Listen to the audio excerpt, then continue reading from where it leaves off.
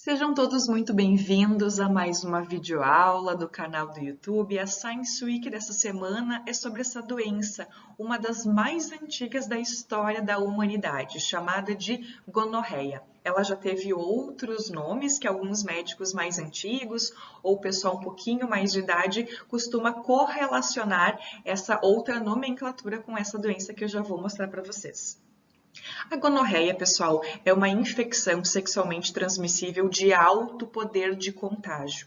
A Organização Mundial da Saúde estima que aproximadamente todo ano 78 milhões de pessoas se contaminam com essa doença, ou seja, novos casos são reportados. Esse número é extremamente alto e nós temos uma grande problemática associada com isso, que é a resistência bacteriana. Resistência bacteriana, então, é quando a medicação, ou seja, os antibióticos, os antimicrobianos ministrados para o tratamento não respondem mais, uma vez que o micro-organismo se adapta. Esta é uma condição bastante comum, ele é considerado um problema de saúde pública, um dos maus do século, né, as superbactérias, e também existe o termo que a mídia costuma usar como supergonococo, ou supergonorreia, que eu vou comentar com vocês também para a gente discutir um pouquinho sobre essa problemática. Vamos começar então a nossa videoaula? Então pega teu cafezinho, pega a tua água, presta bastante atenção e lembrando que se tu tiver alguma dúvida, tu pode me chamar no Instagram, no direct, que vai ser um prazer te responder.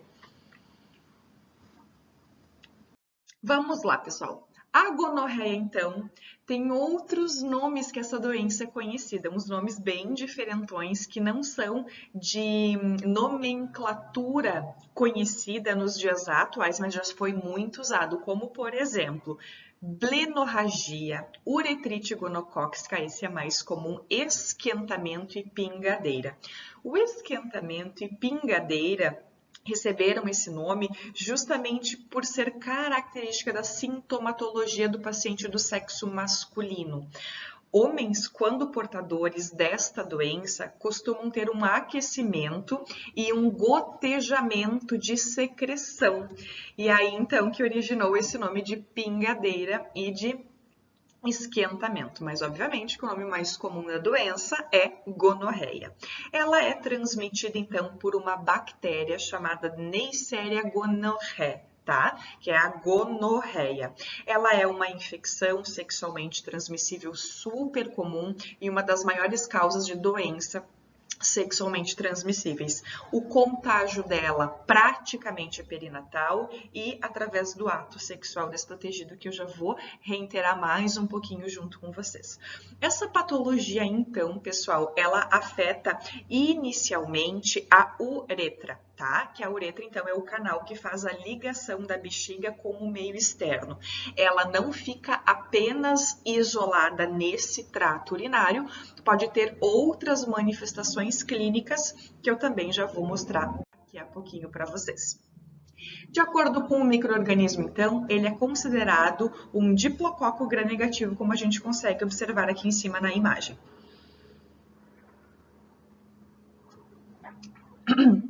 Não vou, desculpa, conseguir terminar meu chimarrão porque ele também entupidinho. Peraí, mais uma tentativa que tá tão bom.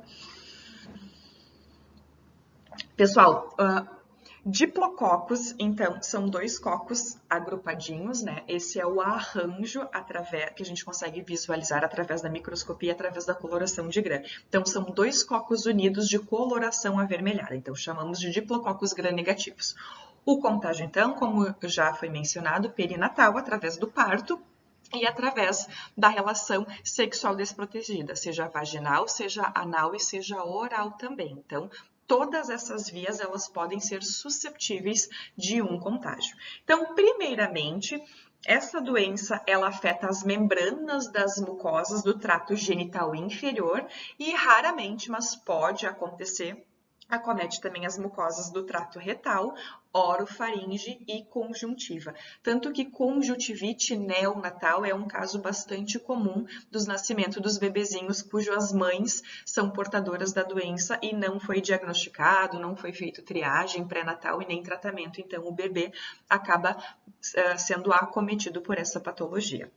Ela é uma infecção genital ascendente, tá, pessoal, na mulher, leva a uma complicação bastante séria e pode ser casos de infertilidade. Ela pode ser associada com outras doenças também, HIV, clamídia, mas a gonorreia tem, sim, uma propriedade de causar infertilidade feminina.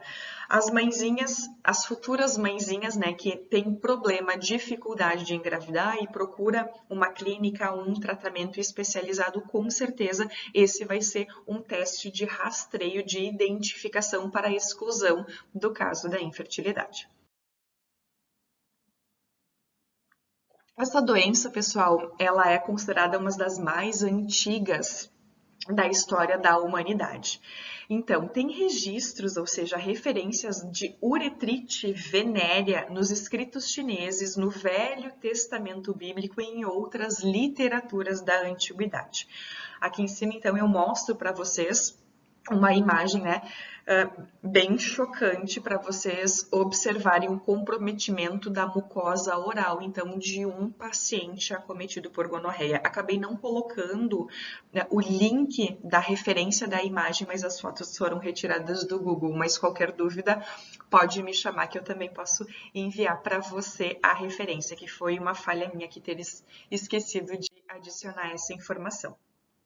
Pessoal, o nome gonorreia, então, ele é um nome que tem origem grega. Galeno, em 130 a 200 depois de Cristo, denominou a gonorreia. Então, como é que foi a linha de raciocínio? Gonorreia, então, a partezinha gonos, que significa espermatozoides, mais roia, que é corrimento. Então, foi essa confusão de exudato purulento com sêmen que originou o nome desta patologia, a gonorreia. Neisser, em 1879, descreveu o organismo, tá? E Leishchikov, talvez eu não esteja falando a fonética certa, Leishchikov e Loeffler cultivaram o micro-organismo em 1982. Foi quando, então, foi concedido o termo Neisseria gonorrhoeae, essa nomenclatura científica do patógeno que causa a gonorreia. Bom, considerando então, gente, as mudanças do conhecimento através do micro-organismo, porque o gonococo, que é o micro-organismo também, né, da Neisseria gonorrhoeae, que também é chamada assim, essa doença, ela sempre foi muito incidente, mas se tinham poucos esclarecimentos. Então, foi graças à identificação da Neisseria gonorrhoeae, do gonococo, que posterior aos dados oriundos desta pesquisa, que conseguiu-se ter um esclarecimento melhor da doença. Então, a gente consegue dividir essa doença antes dos anos 90 e depois dos anos 90. E aqui eu trago uma informação super importante para vocês, que é de acordo com os estudos, a classificação da gonorreia depois dos anos 90, ela é caracterizada, então, por desvendar as interações patógeno-hospedeiro. O que isso significa? São as interações do micro-organismo no hospedeiro, né, no ser humano, para causar a doença. Então, dos mecanismos de doenças próprios do gonococo, ou seja, do patógeno. Os seus tipos, existem tipos de neisserias, que eu já vou mostrar para vocês, as principais de importância clínica médica, a resistência do micro-organismo mediante o tratamento utilizado e a associação com outras doenças, como, por exemplo, a infecção do HIV. Sendo que essa última, ou seja, a correlação com HIV, foi capaz de promover, né, de provocar uma mudança na história natural da gonorreia e de tornar a terapêutica um pouco mais difícil em função do que? Da resistência. Então, gente, existem 10 espécies saprófitas e patogênicas ao homem de gonorreias, tá? De neisserias, na verdade. 10 espécies. Então, aqui eu mostro para vocês as 4 principais de importância clínica. Então, o gênero é Neisseria. As espécies de importância clínica mais importantes, então, a gonorreia, a meningite, diz que causa meningite, a faringes e a catarrhalis. Lembrando que, pessoal, para fazer a diferenciação entre as espécies, é possível através de testes de oxidação de açúcares, onde a gonorrhea, ou seja, a espécie gonorrhea, Neisseria gonorrhea, oxida a glicose e não a maltose, sucrose ou lactose. Esses são testes laboratoriais, então, que ajudam na identificação precisa da espécie do gênero da gonorreia. Vou mostrar agora para vocês algumas imagens aqui.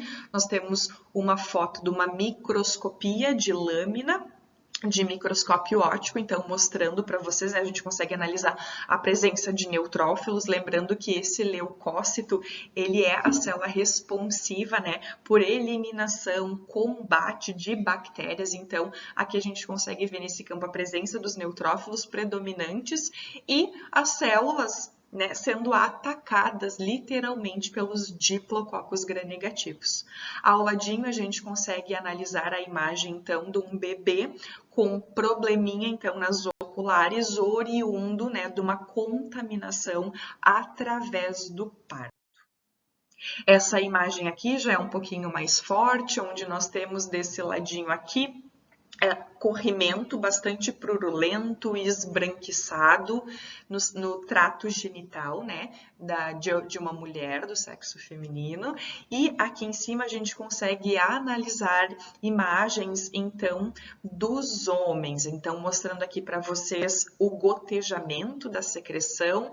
Numa imagem ela está um pouquinho mais esbranquiçada e na outra um pouquinho mais amarelada. Lembrando que, né, pingamento e esquentamento são nomes que a doença também é chamada, então, em função desta sintomatologia predominante, então, nos homens.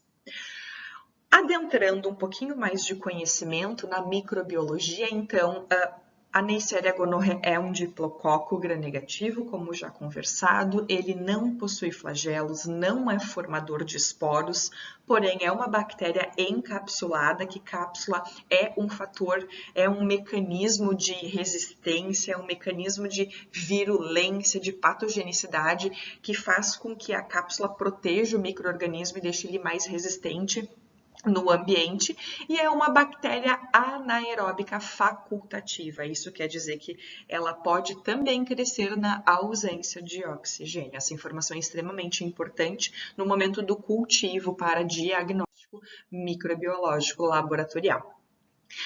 Temos algumas particularidades dessa bactéria, como, por exemplo, a intolerância à redução de umidade. Essa bactéria não tolera a redução da umidade.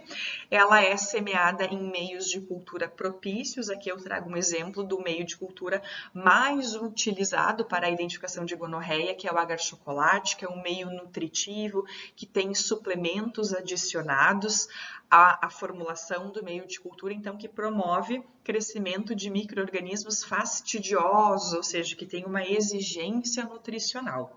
A temperatura ótima de incubação, então, das plaquinhas é entre 35 e 37 graus, e muitas amostras de Neisseria, então, gente, requer uma certa quantidade de dióxido de carbono ou de bicarbonato para o seu desenvolvimento. Então, dependendo aqui de qual é o laboratório, se é um laboratório de pesquisa específica de gonorreia ou se é um laboratório que não tenha uma especificidade, por exemplo, de pesquisa, que atende ambulatório, atende o hospital, tem que ter, né, esse certo conhecimento dessa particularidade do micro-organismo. Epidemiologia, de acordo, eu vou mostrar um pouquinho para vocês a epidemiologia do mundo e a epidemiologia do Brasil para a gente fazer uma reflexão de acordo com algumas informações que eu vou passar para vocês. Prestem atenção nesse dado aqui que eu compartilho.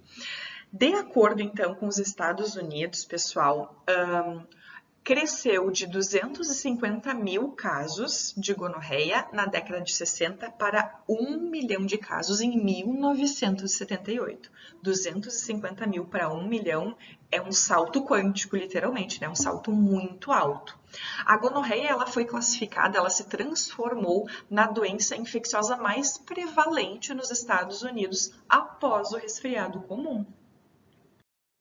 Entretanto, no Brasil, os dados epidemiológicos mostram que, mas antes disso, eu gostei muito desse artigo que eu li para montar essa videoaula, para estudar um pouquinho, para resgatar alguns conhecimentos, e eu resolvi printar aqui a capa para vocês procurarem para leitura também. Também posso enviar se vocês me pedirem, que eu já salvei aqui na minha biblioteca no computador, que é Resistência da Neisseria gonorrhoeae a antimicrobianos na prática clínica. Como está o Brasil?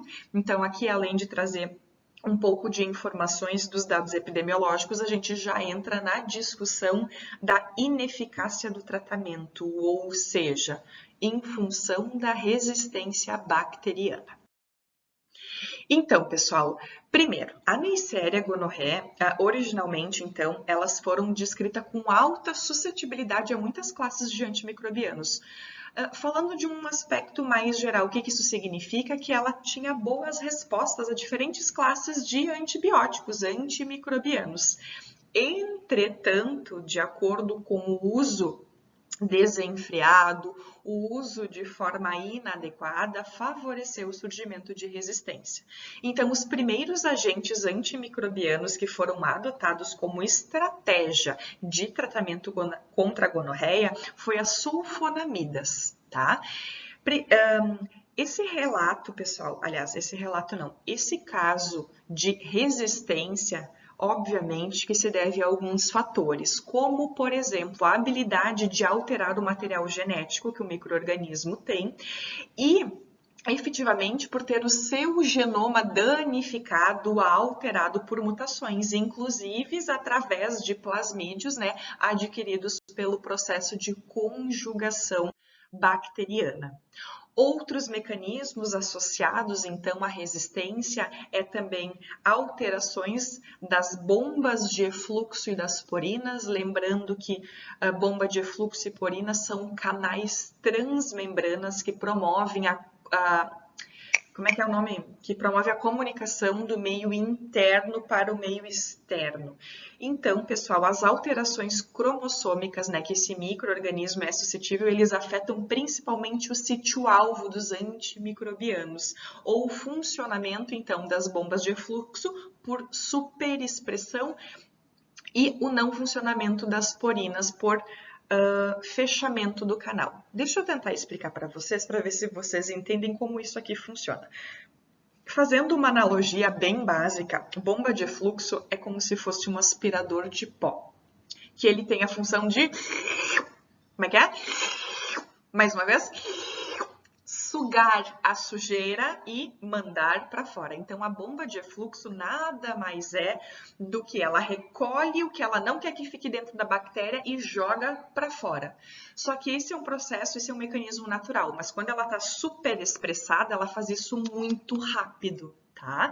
E as porinas é um canal transmembrana responsável, então, pela entrada de material para o meio intracelular. Só que os micro-organismos aprenderam a fechar o canal da porina, uma vez, então, impedindo a entrada. Então, bomba de fluxo super expressada, manda para fora e a porina fica impossível, aliás, através da porina fica impossível a entrada, uma vez que ela aprendeu a fechar o canal transmembrana. A resistência, então, oriunda através desses mecanismos que já comentamos, ela ocorre basicamente desde a descoberta da penicilina, certo? Então, a gonorreia se tornou resistente a 6 tipos diferentes de antibióticos ou antimicrobianos.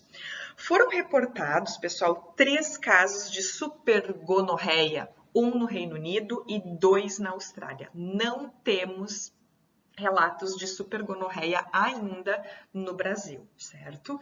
Esses 3 casos de supergonorreia, 1 no Reino Unido e 2 na Austrália, foram os piores casos de gonorreia já registrados no mundo. O primeiro, então, caso, envolveu um britânico que adquiriu a gonorreia na garganta após fazer ato sexual, certo, com uma mulher que conheceu por meio de um aplicativo de relacionamento na Tailândia.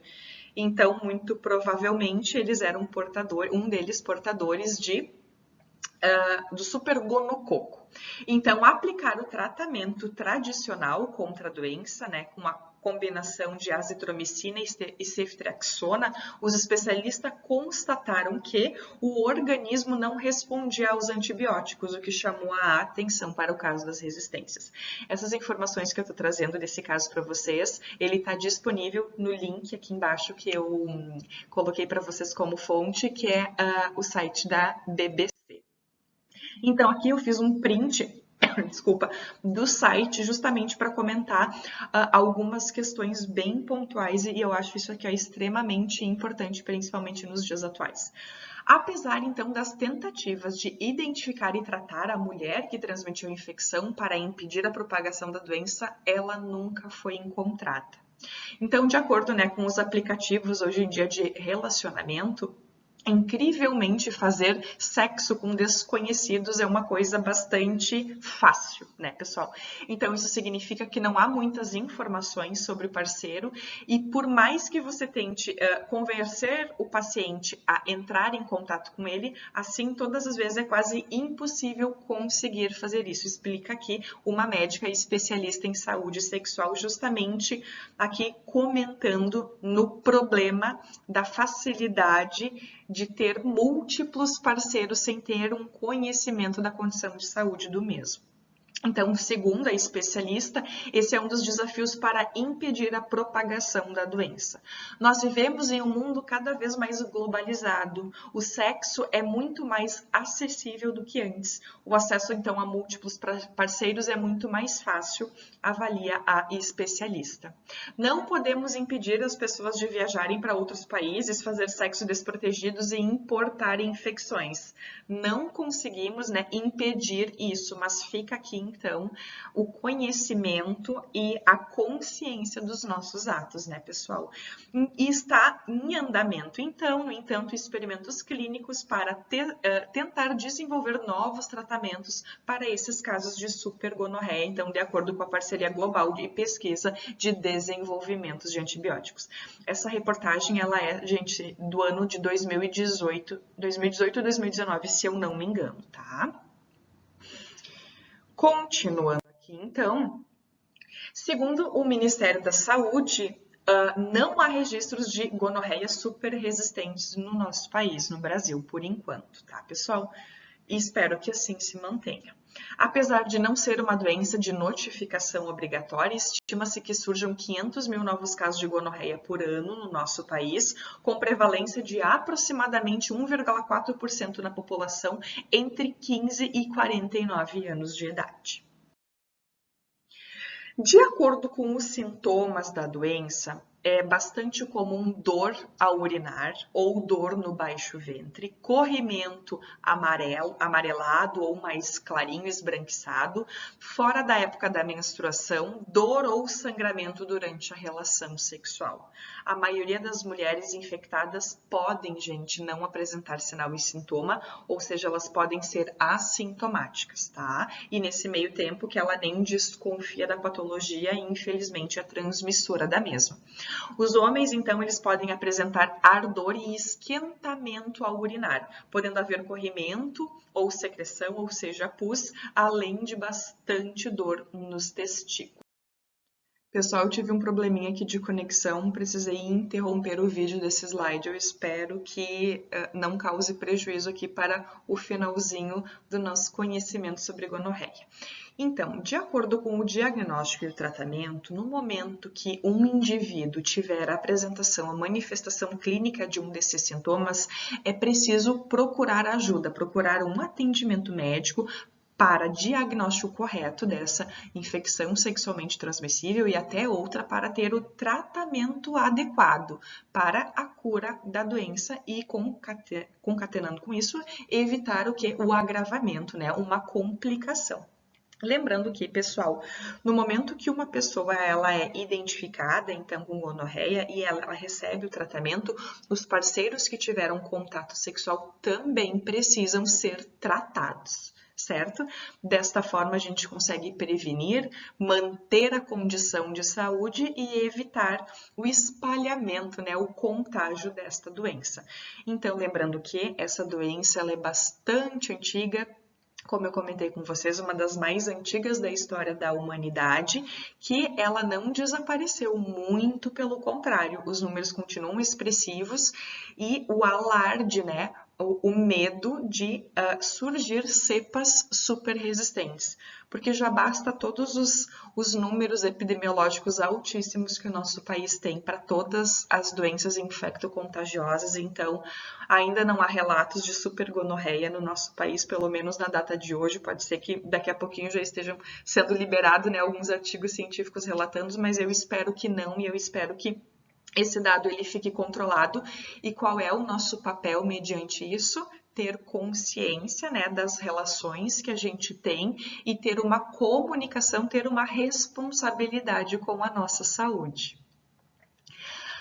A gonorreia, pessoal, é uma doença que costuma cair também em concurso público, né, para os concurseiros aí de plantão, para quem estuda para residência, enfim, cai bastante essa parte da microbiologia, tá? Então, não esquecendo que a gonorreia é causada pela gonorreia meningitidis, que é um diplococo gram-negativo. Geralmente, a gente faz a analogia de cocos serem positivos, mas existem cocos negativos, assim como existem bacilos positivos também. Se você ficou com alguma dúvida, se a coloração de Gram te causa alguma confusão, no canal do YouTube tem uma aulinha bem especial sobre isso, bem esclarecedora, que também pode te ajudar. Muito obrigada pela tua presença, espero que esse conhecimento, que esse resgate de conhecimento tenha sido oportuno para ti. Foi um grande prazer gravar mais uma videoaula para o canal e nos vemos na próxima semana com um conteúdo diferente. Um grande beijo e até logo!